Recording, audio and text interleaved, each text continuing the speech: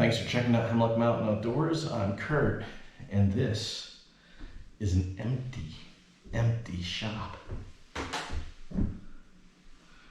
It's all gone. It's all out of the shop.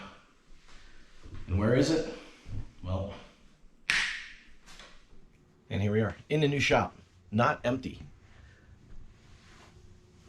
If you were to make the old shop square, this would be about the same size. It might be a couple inches wider, but the difference here is that there's no weird cutouts. There's no added on closet. There's no jut out for a hallway. There's none of that.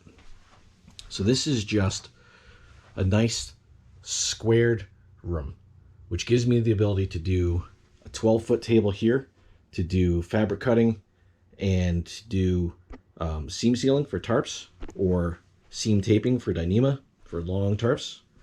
That is awesome. I've got my little shipping station over here, which fits nicely in the corner. I can have my tape gun, my scale, small monitor. It's all I really need. My label printer, some shipping supplies here. Got all my fabrics underneath here in bins, much more organized than before. I've got a nice shelf up here to put boxes and all different kinds of supplies up here, and this will probably get rearranged a couple times. Just got everything up there to get things running. I've got all my straight edges and rulers and cutting implements over here. Got my 70D and my diamond light fabric over here.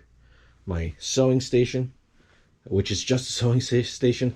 There's no need for an additional table here like I had before, where I had my cutting table and my sewing table together. This gives me room just to focus on sewing, and then all my small components up against the walls here. So this also gives me a really nice span for my hammock rig. Sorry, I'm doing this one-handed. Seems weird.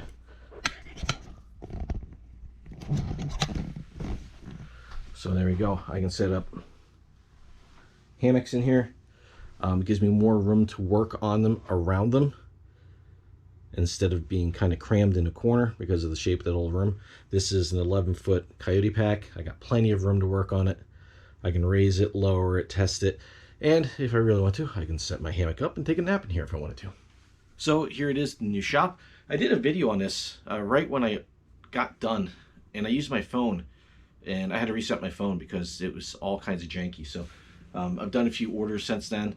I've gotten them out, kind of learning what I need to tweak even a little bit more to get a little more efficiency out of it. But so far, it's going really, really well. So if you have an order that you're waiting on, it is it's on its way. This just had to happen. Taking the old shop down and putting this shop up unexpectedly in a hurry.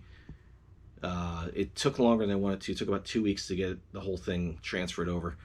So that kind of put me behind. And just dealing with what I was dealing with at the old place was slowing me down too. I won't really get into it. I'll just say bad landlord and just as bad neighbor who rent it from the same landlord.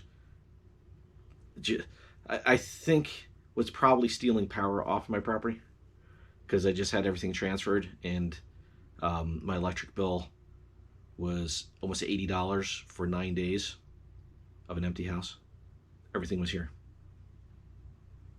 So I got to figure out what's going on with that. I don't know if I'm going to have to charge that guy for it, or if I just count it as the charge of getting out of a bad situation.